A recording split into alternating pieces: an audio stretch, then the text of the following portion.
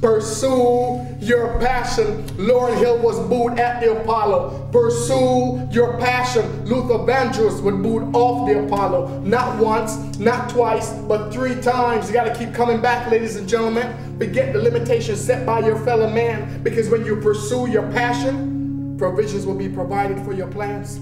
Oh, I started maybe 8 or 9 years of age when I was a child, and I would write to alleviate the pain, the stuff that I was going through as a child, or whatever experience I would have. I would write and I would share the poems with my sister. I always made it rhyme. It was basic rhyme schemes, and then we would laugh about it, and then I would rip it up because I would be afraid that my dad might find what I was writing about. Because in my mind, I was being abused, but I don't think my dad to this day thought he was abusive. If anything, he was big on discipline. So that would have been something that I would need to be disciplined for. So I didn't think he could appreciate the Shakespeare in his child at that point. So no, it wasn't a good thing. So that's exactly why I got rid of it. You got to learn to think outside the box. Because if you think in just the way the television tells you to think, you're going to be like everybody else.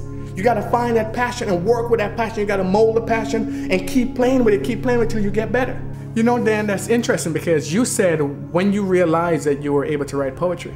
I just came to that realization maybe about 2 or 3 years ago, and I've been writing for decades because I never believed that what I wrote was poetry. I knew it rhymed. I never took a poetry class and know what poetry is. I never had any confidence I could write.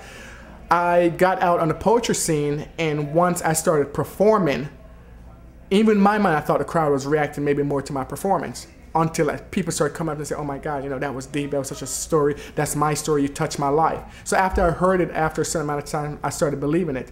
Now I'm at a point where I still write to express my pain or what I'm going through, because I do believe that we teach what we need to learn.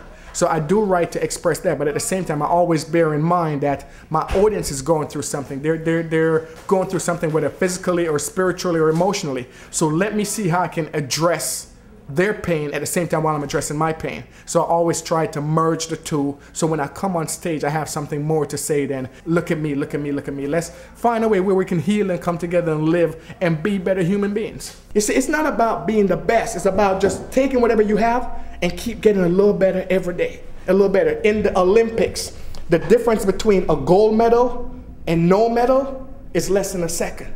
You just got to be a little bit better. That's it. I came to America in 1985, and when I came to America, KRS-One was big, or he was just getting big. Eric B., Rakim, those were the groups of the day. Big Daddy Kane, I really enjoyed Big Daddy Kane. I liked Eric B., I liked Biz Markie, I liked the Juice Crew. I just believe that they had such a fun style about them. It wasn't about what's going on now. But listening to KRS-One always made me, because I thought he was such a great storyteller. I thought Kool G Rap was a great storyteller, and Big Daddy Kane, they had a lot of flavor with it. So